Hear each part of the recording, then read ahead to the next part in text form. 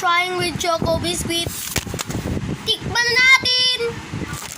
So, syempre, kakainin ko yung plastic. Kaya, hindi ko na nakain. So, kailangan natin gunting. Syempre, kung magugunting kayo, kagaya kong kids, make sure na kailangan ng nakakarandawan ng inyong magulang para hindi kayo masugatan. Tikman na natin. Kahit at ko ako na siya. Ito siya. Naging favorite ko siya kasi I love chocolate. Kahit masakit ng ipin ko ako chocolate pa din. Kung mahilig ako sa chocolate flavor, pero di ako kumakain ng totoo chocolate. Ooh.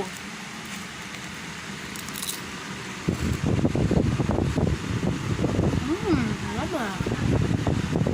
Like, subscribe, and share my videos. Kung gusto magpakita pa ako ng mga iba pang content, so yun lang, babush!